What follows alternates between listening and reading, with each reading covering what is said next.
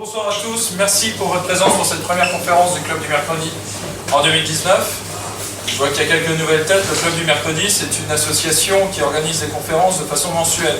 Un mercredi par mois, on fait venir des personnes, soit des penseurs locaux qui s'expriment sur les sujets de leur choix, soit des penseurs avec un petit peu plus de notoriété, une notoriété nationale, qui bien souvent viennent nous parler de sujets d'actualité. Ce soir, on ne peut pas faire mieux, puisque vous savez qu'on va s'exprimer sur la crise des Gilets jaunes, si on peut appeler ça une crise des Gilets jaunes, mais en tout cas sur le mouvement des Gilets jaunes.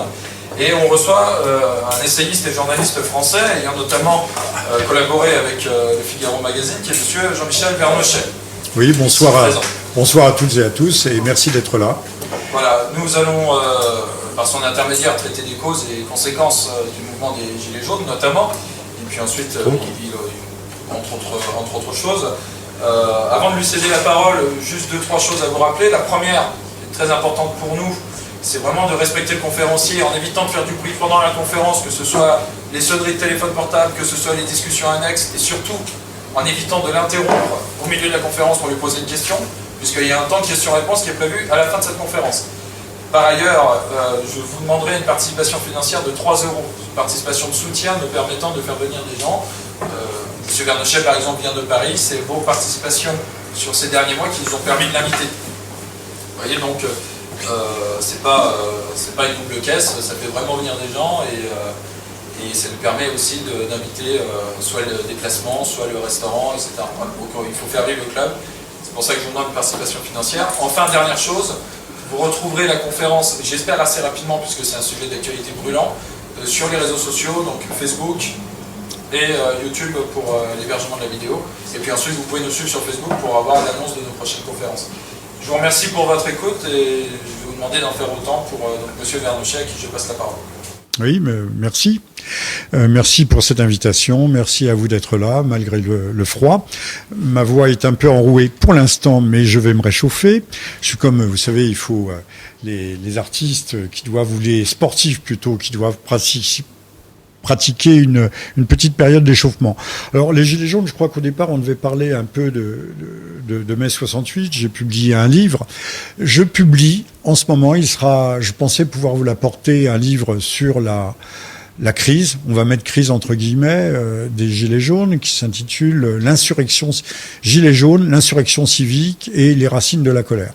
Il est déjà sur Amazon et il sera disponible à partir de vendredi prochain. Il sera diffusé dans toute la France.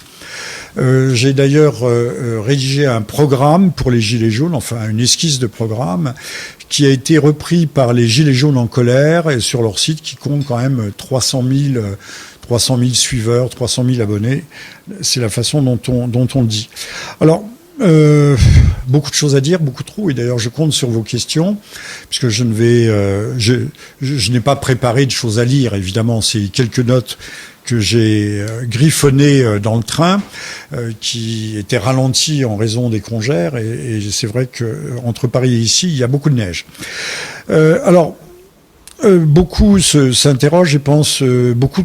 J'étais d'ailleurs pas plus tard qu'avant-hier à une radio qui s'appelle la nouvelle radio du Club de l'Horloge, avec quelqu'un que vous connaissez peut-être, Henri de Lesquin, et on a fait intervenir une charmante dame via Skype qui pensait que au fond il y avait des analogies entre 1968, il y a juste 50 ans, et la crise actuelle. Évidemment, il y a quasiment rien de commun. Je vais essayer à grands traits, puisque nous disposons malgré tout d'un temps limité, de déblayer le terrain et peut-être de susciter pour plus tard vos questions.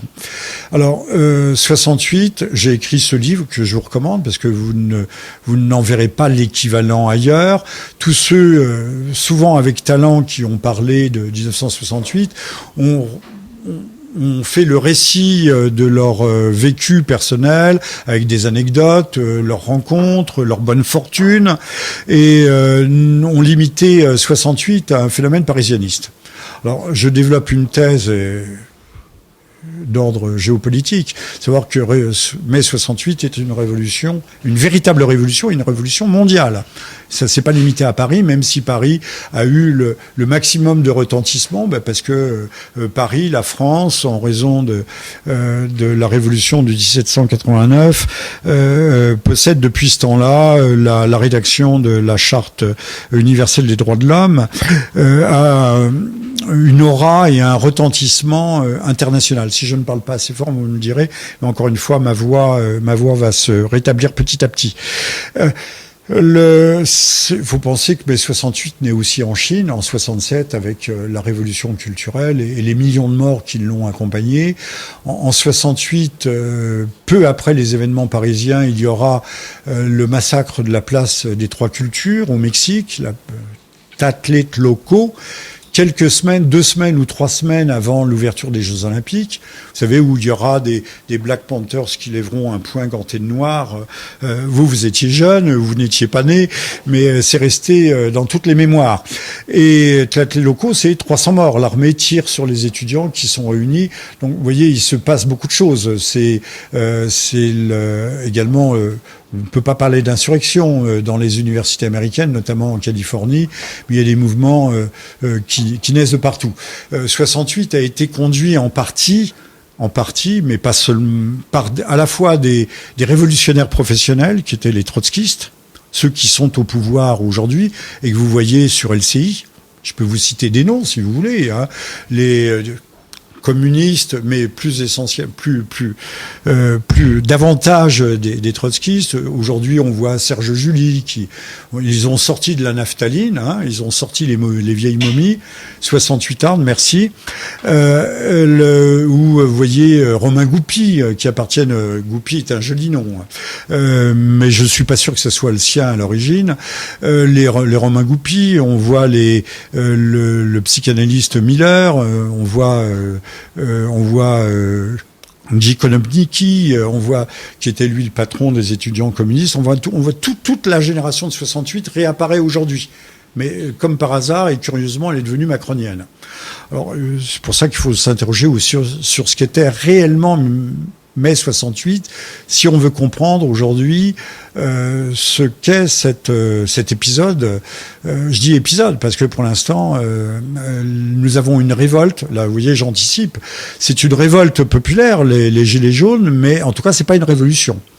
On a nos trotskistes qui sont très liés au réseau notamment allemand, qui est la fine fleur de l'esprit révolutionnaire. Ça donnera après 68, vous le savez, la fraction armée rouge, la fameuse bande à Bader, mais ça donnera aussi les Italiens qui se sont rendus célèbres avec l'enlèvement et l'assassinat il était Premier ministre, non, je ne sais plus. Le mai 68 va se prolonger pendant plusieurs années. Mai 68, c'est pas du tout un épiphénomène. Ce sont des gens qui, à un moment donné, essayent de subvertir le monde qui ne leur convient pas, avec une critique fondamentale à l'époque qui est celle du consumérisme, c'est-à-dire de la société de consommation. Et on va s'apercevoir assez rapidement que ces libertaires étaient en fait aussi des libéraux. C'est ce que Michel Gouskar appellera des libéraux libertaires, mais il faut encore approfondir. Gouskar étant lui-même un marxiste pur et dur, un archéo-marxiste, des libéraux libertaires qui vont faire la jonction très rapidement à la suite de mai 68 avec le californisme. J'ai vécu tout ça de près et je les ai vus passer de la révolution marxiste, on peut dire marxiste, à la société proprement libertaire et à la psychanalyse. Ces gens, le génie de ces gens, c'est de surfer sur toutes les vagues qui se présentent. Ils se propulsent grâce à des vagues, ils arrivent sur le devant de la scène et ils prennent des positions de pouvoir social qu'ils sauront conserver. à telle enseigne, pour aller à Brie-la-Battue, que c'est cette génération de 68 qui avait 20 ans, comme j'avais moi-même 20 ans en 1968, qui vont arriver au pouvoir en 1981 dans le sillage de l'élection en mai 81, dans l'élection de François Mitterrand, et qui vont en l'espace de 3 ans vider complètement les caisses de l'État en appliquant les trois gouvernements. Le Premier ministre alors est un dénommé François Mauroy. Raymond Barre, le dernier ministre de Giscard, avait laissé les caisses pleines. L'endettement, quand en 81, l'endettement de la France est dérisoire, et quand Mauroy va quitter en 83 la tête du gouvernement, l'endettement aura bondi, il sera déjà à 40%. Et depuis, nous n'avons jamais cessé d'être endettés, et l'abîme de l'endettement se creuse, ce dont on ne vous parle pas peut-être habituellement. Alors, il faut bien comprendre ce qui caractérise la révolution de 68 et que je développe dans ce petit livre. Si vous voulez ne pas mourir tout à fait idiot ou ignorant, c'est selon. Je vous recommande de le lire. Alors, bien sûr, il y a peut-être des concepts qui vous sont étrangers. En 68, les trotskistes ont découvert, et je vais approfondir un peu la chose, ont découvert que la classe messianique, concept avec lequel vous n'êtes pas familier, la classe messianique, c'est le prolétariat. Et le prolétariat ouvrier, qui est censé être porteur de la révolution, vecteur de la révolution, donc ouvrir les portes du paradis terrestre, des lendemains qui chantent. Cette classe ouvrière apparaît aux yeux des néo-marxistes comme totalement dévaluée et comme embourgeoisée. Donc on ne peut plus faire la révolution avec les ouvriers. On va la faire avec d'autres. Et notamment avec ceux qui ont été théorisés par ce qu'on appelle l'école de Francfort. L'école de Francfort, c'est un ensemble d'intellectuels qui fuient l'Allemagne qui n'est pas encore tout à fait nazie. Ils fuient dans les années 30, enfin ils fuient. Personne ne les retenait à l'époque, et qui vont s'installer en Amérique. L'un des représentants les plus notables, c'est Herbert Marcuse, qui est à Paris en mai 68, il ne fera pas parler de lui. Il sera silencieux. Marcuse a écrit, je crois, c'est lui qui a écrit L'homme unidimensionnel, mais il va théoriser la nouvelle révolution. Et la nouvelle révolution va se faire avec toutes les marginalités de la société. On peut dire même toutes les pathologies. Dans les années 70, va se développer dans l'intelligentsia, vous comprenez le terme d'intelligentsia, chez nos intellocrates, un amour immodéré pour les prisons, pour les bandits, pour tous les déviants. Alors ça sera, pour Marcuse, les classes révolutionnaires seront les homosexuels, ce sera les femmes, bien que les femmes ce soit pas une minorité, mais on voit aujourd'hui les conséquences. Aujourd'hui, comme la lutte des classes ne fonctionne plus, qu'on exite le prolétariat, exite le monde ouvrier, eh bien on a remplacé la lutte des classes par la guerre des sexes.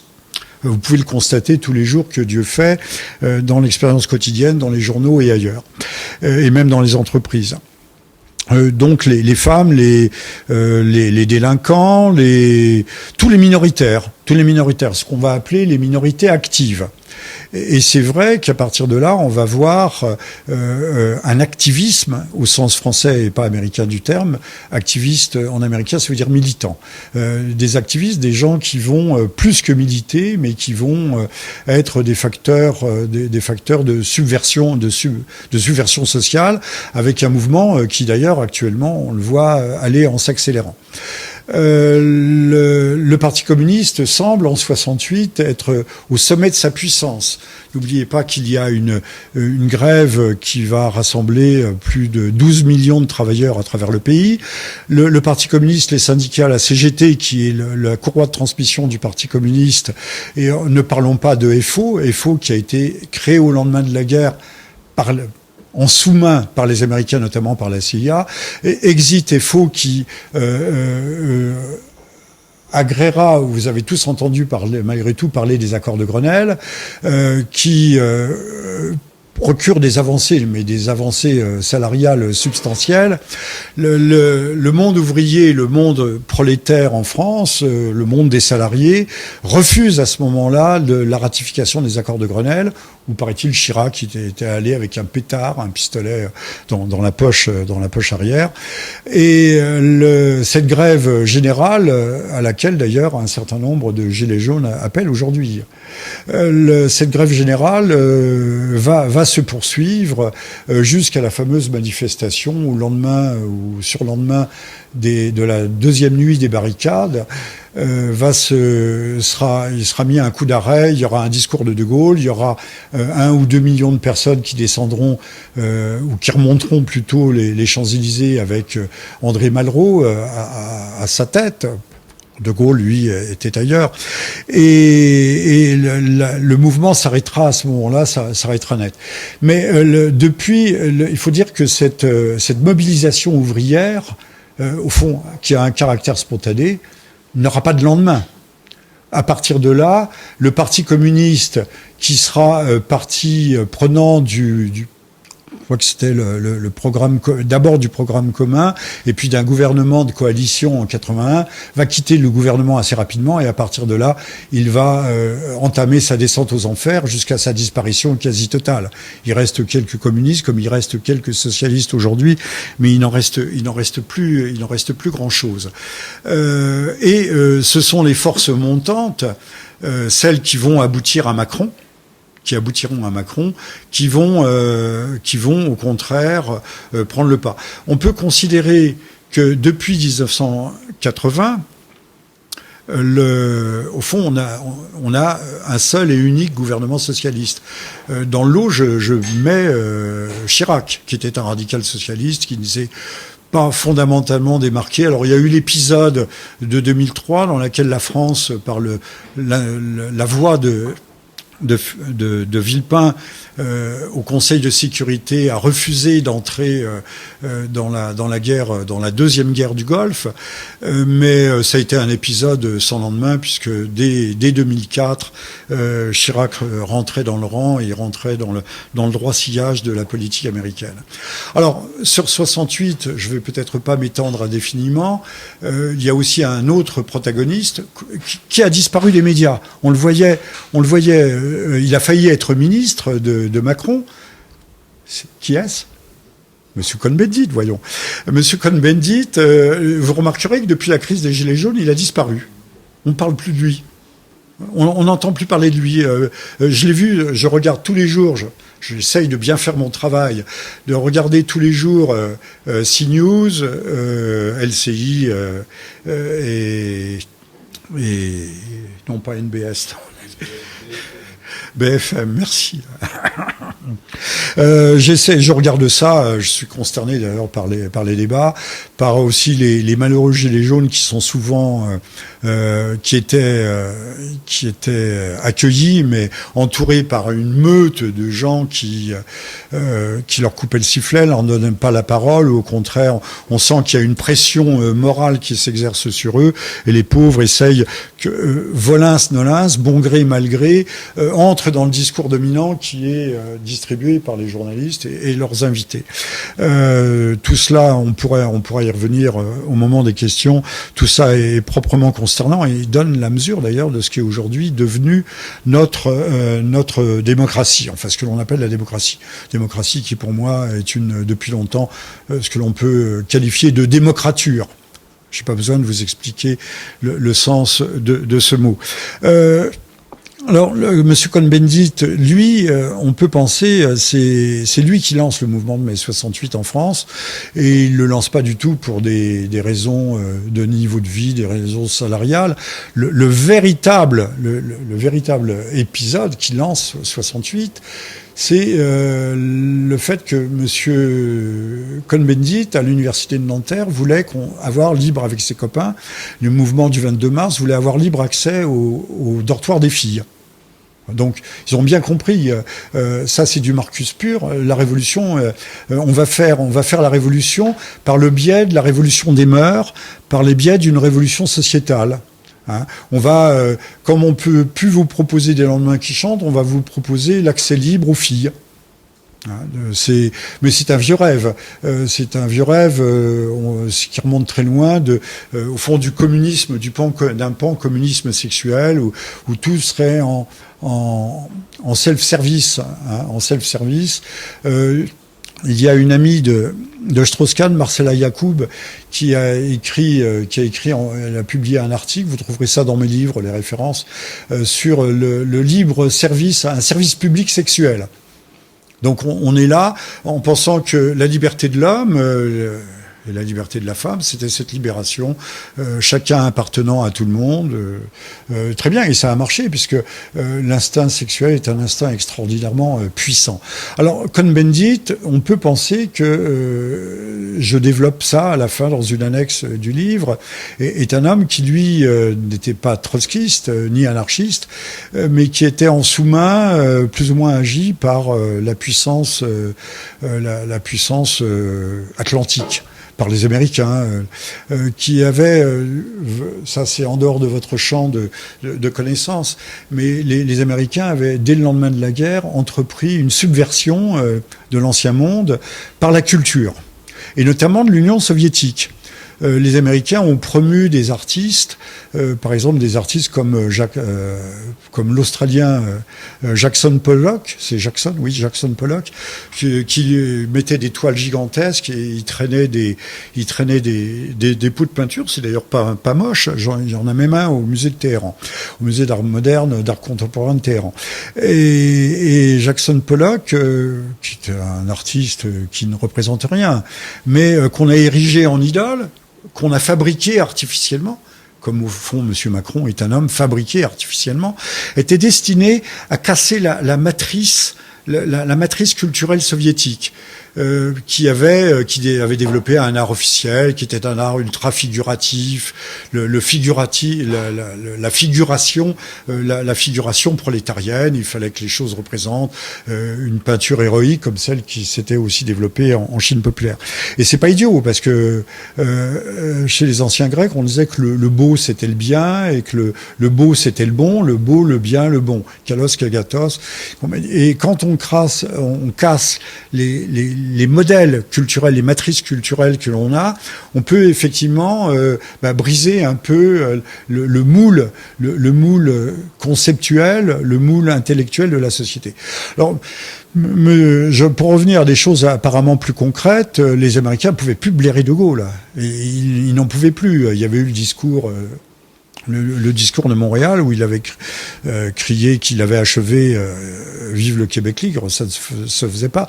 Mais il y avait eu le discours de Phnom Penh, où Phnom Penh c'est au Cambodge, où De Gaulle avait appelé ouvertement à la cessation de la guerre au Vietnam, du Vietnam.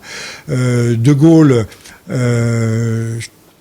était favorable à l'étalon or, mais surtout il avait doté, c'est pas lui, mais il avait achevé de doter la France d'une dissuasion nucléaire. Il avait mis en 66 les Américains dehors. Satori, on parle toujours de Satori, mais c'était un camp américain. C'est pour ça que l'OTAN se trouve aujourd'hui à Bruxelles. Donc il menait une politique de souveraineté qui était devenue franchement intolérable. Donc je ne dis pas que c'est les Américains qui ont lancé mai 68, mais ils ont certainement soutenu, accompagné, aidé à mai 68. Souvenez-vous que un an après, De Gaulle tombait par orgueil, par fatigue aussi, c'était un homme âgé, lors d'un référendum un peu bébête sur la régionalisation, avec la disparition du Sénat. Et la France lui a dit non, et donc De Gaulle a claqué la porte, il est rentré chez lui à la Boisserie. Et un an plus tard, il mourait. Il mourait à sa table, je crois qu'il jouait ce soir-là. Je suis allé récemment à la Boisserie. En fait, c'est pas un lieu grandiose, mais on voit, on dit il est tombé là, il a fait un AVC, ce qu'on appelle aujourd'hui un AVC, une hémorragie cérébrale. Donc exit De Gaulle, remplacé par un homme qui s'appelait Georges Pompidou. Pompidou avait été remercié en septembre 68. Quand les événements de 60, quand la prise de la Sorbonne intervient, Pompidou est en Afghanistan et De Gaulle, je crois, est en Roumanie. Enfin, il y a personne. Vide du pouvoir. Pompidou revient d'Afghanistan, réouvre la Sorbonne, qui va être occupée, ainsi que le théâtre de l'Odéon. Mais c'était resté en travers de la gorge de Gaulle, qui en septembre le congédie littéralement. Je vous rappellerai que Pompidou était, comme M. Macron et par hasard, un homme des Rothschild. Il avait été fabriqué, façonné par la maison Rothschild. Il avait plus d'allure et plus de sens quand même de l'intérêt national, on l'avait encore à l'époque, que M. Macron. M. Macron, disons-le tout de suite, tout net, la France, il ne sait pas ce que c'est. Ni ses ministres, pour eux c'est une abstraction...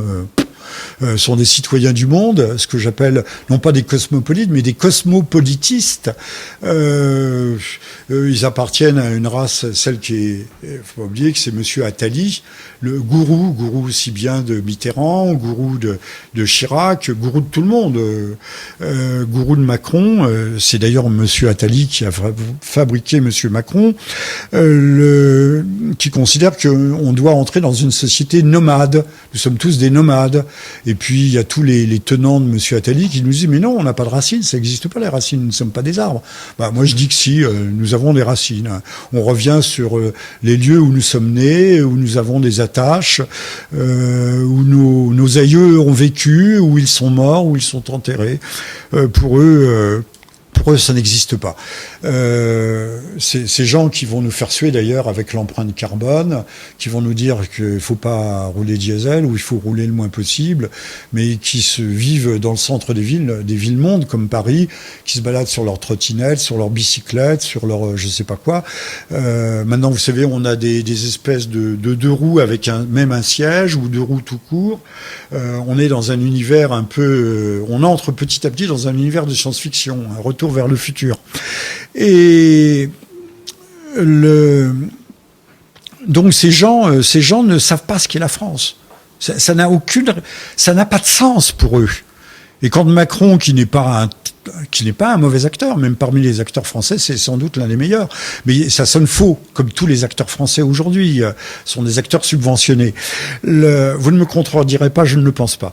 Monsieur Macron, quand il nous parle de la France, on n'y croit pas. Il dit bien ses textes. Il a été superbement entraîné dans ses discours, surtout le dernier. Il est pour certaines personnes, il est convaincant, il est presque convaincant.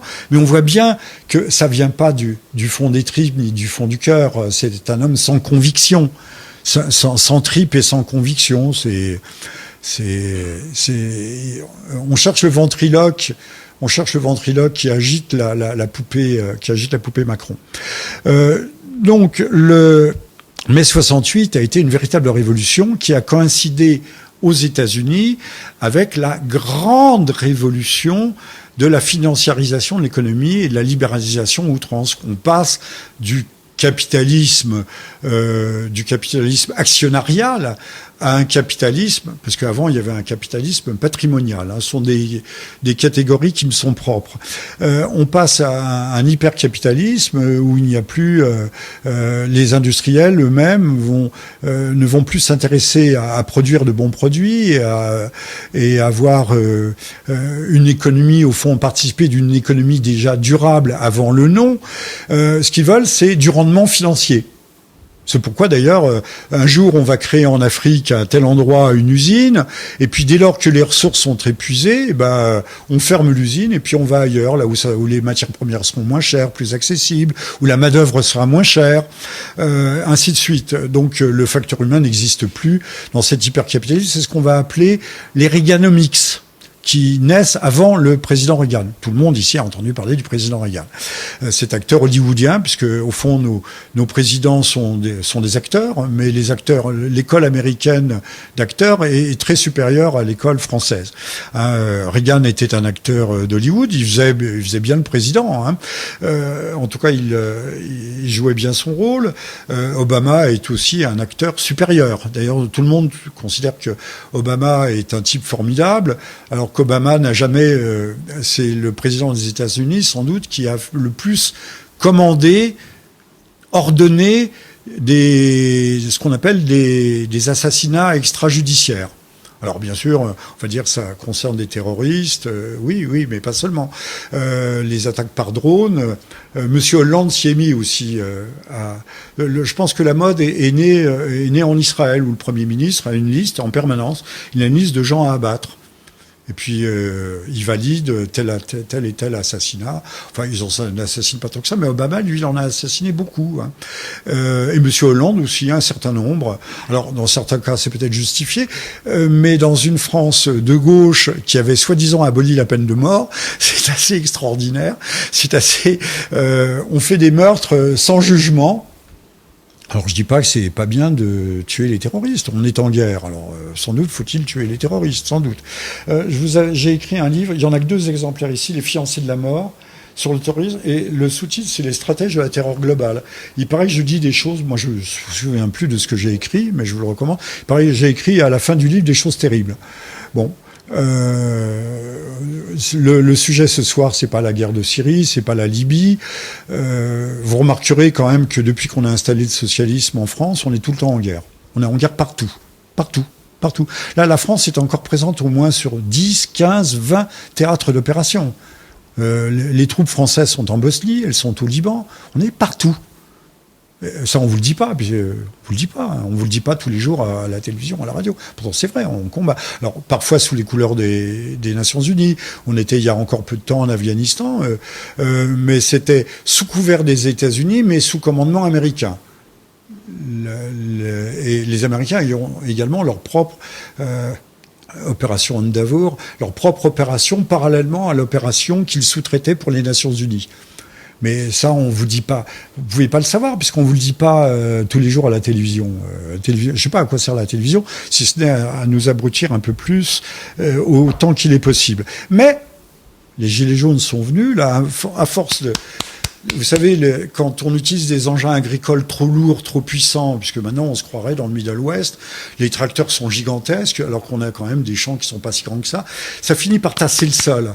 La couche inférieure du sol est tassée et elle devient imperméable. Alors l'eau ruisselle et emporte la couche arable, la couche superficielle. Il se passe un peu la même chose avec l'opinion publique. Les gilets jaunes, vous voyez, je passe non pas du coq à l'âne, mais je suis toujours dans mon sujet.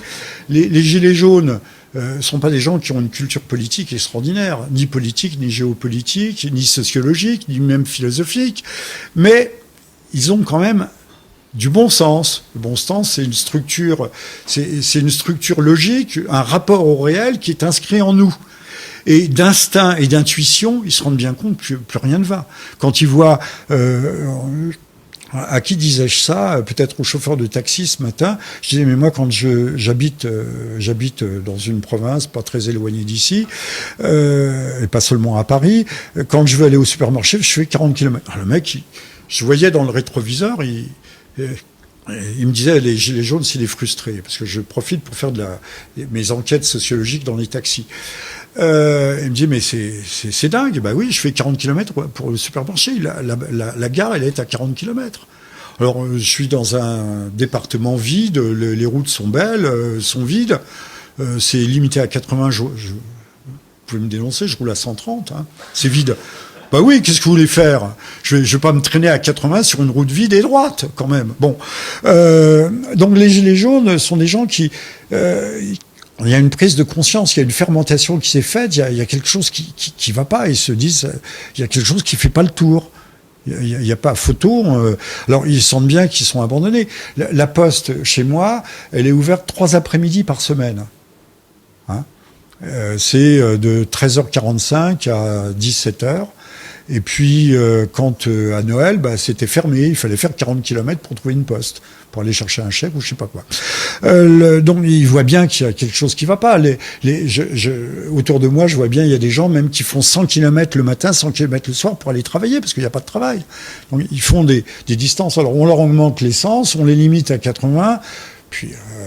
c'est pas seulement ça, ce sont ce qu'on appelle des facteurs déclencheurs. Mais il y a tout ce qu'on nous fait subir depuis tant d'années. Toutes les mises aux normes. Chez nous, on m'envoie l'assainissement. Alors, oui, monsieur, où est votre fosse septique? Je sais pas très bien, elle doit être là. Oui, il y a une fosse septique. L'État, les impôts m'envoient 100 euros parce qu'il y a un contrôle d'assainissement. Ah, si vous vendez votre maison, il faudra vous mettre aux normes. Mais tout est comme ça. Nous, on avait des gens qui faisaient de la charcuterie dans nos villages. Ils faisaient, c'était très propre, c'était très bien. Puis un beau jour, on leur a dit, c'est fini, faut vous mettre aux normes. Alors, ils ont dépensé 10 000 euros. Et puis, quand ils ont vu que ça arrive à 15 000 euros, ils ont fermé boutique. Il y a plus de paysans qui fassent de la charcuterie, sauf ceux qui ont les capacités de se mettre aux normes. Donc on tue littéralement nos campagnes. Et ça, ce ne sont que des micros exemples. Il y a tout ce qu'on nous fait subir, la tracasserie administrative, qui étouffe.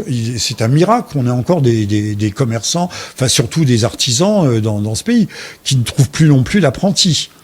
Parce que les gamins, on leur dit, le travail, c'est pas le travail qu'il faut, c'est gagner de l'argent. Alors que le travail, il est évident que le travail, c'est aussi une façon d'avoir une fonction sociale, de participer au monde des hommes. Il faut gagner décemment sa vie. C'est la base. Et c'est même plus le cas de gagner décemment sa vie. Donc les gamins, ils pensent à aller ailleurs, à aller voir ailleurs, et puis ils pensent à faire le mot est dépassé, à faire la teuf. Il paraît que c'est plus à la mode de dire faire la teuf, il y a autre chose maintenant. Alors j'en reviens à mai 68. Cohn-Bendit, à l'époque, quand il est revenu d'Allemagne, puisque vous savez, il avait été renvoyé en Allemagne, il est revenu dans une bagnole de Paris Match. C'était déjà une vedette. Mais on sait que Cohn-Bendit avait des accointances. Ça n'a jamais été documenté parce que on vous répète qu'il y a un journalisme d'investigation. Mais le journalisme d'investigation, il se préoccupe pas de ce genre de choses. Donc, d'un côté, il y avait sans doute les Américains par le truchement de Cohn-Bendit, et puis il y avait l'international trotskiste qui espérait peut-être reprendre le pouvoir, faire un coup de force, et ils n'en ont pas été très loin au fond, parce que, comme je vous l'ai dit, dans les années qui ont suivi, on a eu Action Directe en France avec un certain nombre de meurtres. Guy Besse, c'était le patron de Peugeot, Guy Besse. On a eu, alors il y a eu aussi l'assassinat d'Auvernay par un vigile, je crois que c'était à Renaud-Billancourt, enfin je sais plus, à Renaud-Billancourt. Mais il y a eu quand même, tout cela a été émaillé de morts.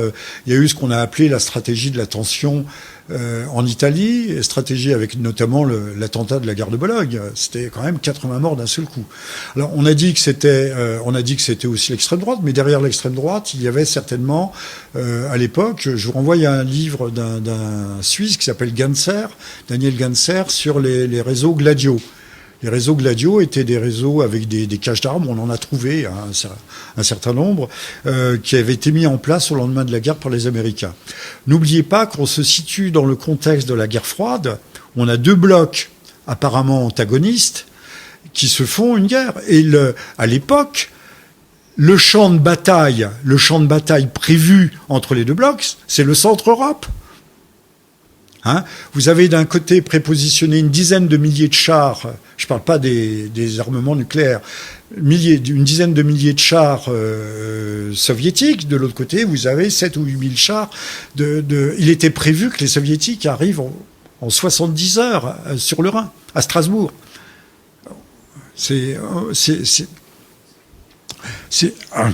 C'est une époque et un temps que nous avons oublié, mais tout se situait dans ce contexte-là. On avait encore, à la veille de 68, on avait un parti communiste qui était tombé à 23%, et au fond, on avait un système qui s'était installé en 44, qu'on a qualifié en 44 avec le gouvernement provisoire de gaulo-communiste, mais c'était pas entièrement faux. La France n'a jamais été, au sens propre du terme, un État pendant toutes ces années, un État libéral. Mais libéral, j'utilise le terme non pas celui de l'hyperlibéralisme, mais qui disposait d'un certain nombre de libertés. Et ça s'est pas amélioré depuis. On avait ce qu'on appelle l'étatisme, un centralisme, un dirigisme. On avait un dirigisme statique qui, en fait, s'est accentué à partir de 1980, quand les socialistes reviennent au pouvoir. Ils étaient au pouvoir avant la prise avant l'arrivée aux affaires de Gaulle en 58. Faut pas oublier que c'était la 4e République, c'était la SFIO. Monsieur Mitterrand a été ministre de la Justice, garde des Sceaux de Monsieur Guy Mollet pendant la guerre d'Algérie. La guillotine fonctionnait et c'est Monsieur Mitterrand qui signait les ordres d'exécution. Il en a un certain nombre. Je ne porte pas de jugement historique sur cette période. Mais c'est pas la période, les 30 Glorieuses n'ont pas été. Il y a eu d'abord la guerre de Corée, à laquelle nous avons participé. Vous avez tous oublié ça.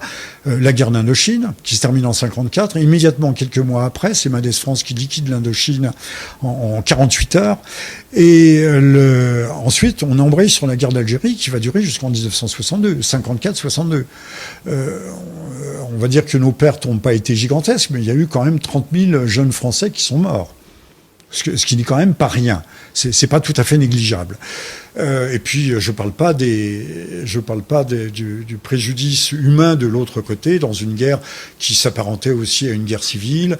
Le lieu n'est pas ici de parler de la guerre d'Algérie, mais qui était une guerre à la fois du modèle soviétique, puisque les dirigeants du FLN étaient des gens qui étaient très liés à l'international communiste, et en même temps une guerre djihadiste, parce que en Algérie, vous ne le verrez nulle part, mais j'ai recueilli aussi des témoignages des anciens, des gens qui ont réfléchi, pensé. On appelait au djihad contre la France à l'époque. Donc vous voyez, l'histoire est récurrente, elle revient en permanence. Hein. Et ne parlons pas des Américains qui alimentaient, à partir de la Tunisie, qui alimentaient en armes les maquis de l'ALN. L'ALN, c'était l'armée de libération nationale algérienne. Donc la grande politique américaine, d'ailleurs, c'était au fond de nous chasser. Ils y sont parvenus, que ce soit pour le Portugal, que ce soit pour la Hollande, mais surtout pour la Belgique et pour la France, arriver à nous chasser de ce qui n'était plus depuis longtemps les empires coloniaux. Hein. L'empire colonial français était mort dans les années 30 et on était passé à ce qu'on appelait l'union. C'était une union. Alors il y avait effectivement, on parlait d'une France d'outre-mer et qui a perduré, mais qui n'avait plus grand-chose à voir avec ce qu'on a appelé strictement la colonisation. Et les Américains n'avaient de cesse que de nous chasser et de nous remplacer. D'ailleurs, ils y sont essayés, notamment par le truchement du Canada en Afrique de l'Ouest. Mais ça, on s'est éloigné de notre sujet. Donc en fait, les gens de 68 en 1980, vont prendre le pouvoir. Et ils l'ont jusqu'à présent. Alors je reviens, oui, j'avais sauté une maille, au Reaganomics, et c'est là où j'ai parlé de l'école de Francfort, qu'on peut appeler l'école freudo-marxisme. On fait la jonction entre le freudisme, pansexualisme freudien, et le marxisme, et pour créer... Qu'y a-t-il ? 15 minutes ? Je vais accélérer. On va parler des Gilets jaunes pendant... voilà. Mais je reviens aux Gilets jaunes. Avec les Reaganomics et ce qui sera le thatcherisme, c'est-à-dire la libéralisation complète de l'économie et de la finance. C'est la fameuse école de Chicago, avec un prix Nobel qui s'appelle Milton Friedman. Son fils, David Friedman, lui, va développer des thèses mais là, je n'entrerai pas dans le détail, qu'on va appeler libertariennes. Et on a la grande jonction libéral-libertaire entre l'ultralibéralisme et le marxisme. Ça peut paraître curieux, mais au fond... c'est pas si curieux que ça. Si vous considérez que le plus grand gagnant, avec donc la convergence dans la mondialisation, dans un processus qui nous engage vers une gouvernance mondiale, si la plus grande réussite du mondialisme et de la mondialisation, c'est la Chine populaire. État toujours marxiste-léniniste. Marxiste-léniniste, ça veut dire stalinien. Hein. C'est une dictature forte, terriblement forte, mais avec l'ultralibéralisme. Eux, ils ont réussi la véritable hybridation des deux systèmes. Or, 68 ouvre justement l'ère du libéralisme libertaire, c'est-à-dire la jonction entre l'hypercapitalisme ou l'anarcho-capitalisme, appelez-le comme vous voulez, et en même temps la libération sociétale, la libération des mœurs, freudo-marxiste. Donc le marxisme qui a été porté à l'origine par les trotskistes et qui, aujourd'hui, il me semble qu'avec les Gilets jaunes, cette parenthèse, c'est ce que je développe dans le livre qui sera en librairie dès vendredi, cette parenthèse se referme. C'est-à-dire que on sort de ce système qui marque le pas et qui même a échoué. Le 10 décembre, M. Macron, ça les journalistes, les commentateurs l'ont pas dit, je pense que l'ultralibéralisme, il dit ou le libéralisme ultra, je sais pas l'expression qu'il y a, que le libéralisme financiarisé arrive à son terme. Oui, M. Macron, de temps en temps, il lâche des trucs. Hein. Il le dit lui-même. Or, les Gilets jaunes, pour l'instant, c'est une révolte. C'est une révolte. C'est une révolte populaire qui n'est pas une révolte catégorielle comme celle du poujadisme, c'était les commerçants et artisans, comme celle des bonnets rouges en Bretagne il y a 2 ou 3 ans, qui était aussi une révolte corporatiste, que l'on peut dire, comme l'on peut dire. C'est une révolte qui touche toutes les classes sociales. Ces classes sociales qui sont ce que j'appelle les classes laborieuses, c'est-à-dire classe moyenne, les Américains diraient classe moyenne inférieure, classe moyenne supérieure, ça va de l'ouvrier qualifié, mais vous savez comme moi qu'il y a des ouvriers qualifiés qui gagnent plus que des ingénieurs, et bien au-delà. Et ces classes moyennes, certaines professions libérales étaient littéralement prolétarisées par les politiques. Les médecins sont prolétarisés, sont devenus des sortes de fonctionnaires. Les avocats, alors eux, n'en parlons pas. N'importe qui peut devenir avocat sans même parler français. Ces classes laborieuses qui sont celles, c'est la définition de John Donne, qui sont celles qui aujourd'hui payent l'impôt. C'est les classes qui payent l'impôt, qui ne sont pas subventionnées par l'État, qui ne touchent pas d'aide, puisque dans certains cas, vous savez comme moi, qu'il est plus intéressant de toucher des aides de l'État que de chercher du travail ou que de travailler. Là, on a véritablement une révolution populaire, enfin une révolte, pas une révolution, une révolte. Alors, le grand problème qui va se poser pour les Gilets jaunes, vont-ils être capables de transformer cette révolte en révolution ? J'ai tout à l'heure dit que 68 était une révolution. 68 était une révolution parce qu'il y avait derrière eux un corps doctrinal, un corpus doctrinal, c'est-à-dire une idéologie. L'idéologie notamment freudo-marxiste, l'idéologie libérale-libertaire. L'école de Francfort des États-Unis et l'école de Milton Friedman, l'école de Chicago. Ces gens avaient une vision du monde, un projet de société qui aujourd'hui nous n'avons plus. Alors c'est pas de demander simplement le RIC, c'est très bien le RIC, le référendum d'initiative populaire, mais c'est évidemment pas suffisant, ça ne peut être qu'un élément dans un dispositif. Ce qu'il faudrait aux Gilets jaunes, c'est qu'ils aient une colonne vertébrale intellectuelle, une architecture de pensée qui leur permettrait d'envisager d'avoir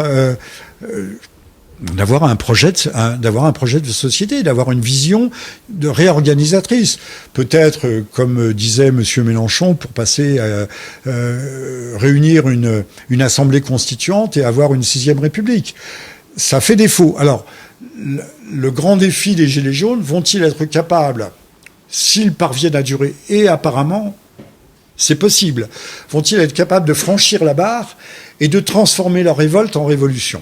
Ça, c'est le grand défi qu'il leur est donné, qu'il leur est imposé, face à un monde, alors on pourra en parler dans un instant, puisqu'on m'a dit qu'il fallait que je termine, un instant où le rouleau compresseur de la mondialisation avance. C'est le pacte de Marrakech pour l'immigration, mais c'est aussi dissimulé vers le traité d'intégration franco-allemande, qui serait, on nous l'a dit, le complément du traité de réconciliation de Gaulle-Adenauer de 1963, mais c'est pas ça du tout. C'est certainement pas ça. On a choisi des symboles très forts, Aix-la-Chapelle, la France carolingienne du temps de Charlemagne, qui englobait la France et l'Allemagne, au moins partiellement.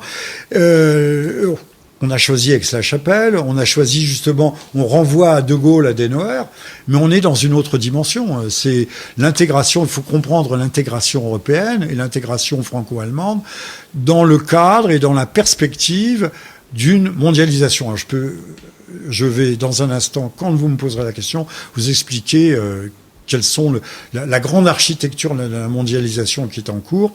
Mais le rouleau compresseur avance. Monsieur Macron nous a bien dit je ne changerai pas de cap, et c'est vrai que on peut dire n'importe quoi, on peut se réunir sur les ronds-points. Monsieur Macron d'ailleurs a choisi une répression dure qu'on n'a même pas connue en 68. J'ai vu devant moi un garçon qui avait reçu une grenade dans le visage, qui était par terre, mais on parlait pas de blessures aussi vulnérantes, aussi invalidantes que les mains arrachées, les yeux énucléés et tout le visage, la gueule cassée comme en 14-18, les gueules cassées que l'on voit aujourd'hui. La répression a atteint un niveau tout à fait inouï auquel on ne peut qu'on ne peut que renvoyer aux grandes émeutes, aux grèves insurrectionnelles des Houillères du Nord en fin 47, début 48, que le ministre socialiste de l'Intérieur, Jules Moch, avait fait réprimer. Les mineurs s'étaient réfugiés dans les fins fonds des Houillères, et Jules Moch a fait prendre ça de vive force, a fait tirer. Alors on nous dit aujourd'hui 7 morts, mais c'était beaucoup plus de 7 morts à l'époque. Et vous verrez un joli portrait de Jules Moch dans mon livre lorsque vous l'achèterez sur Amazon.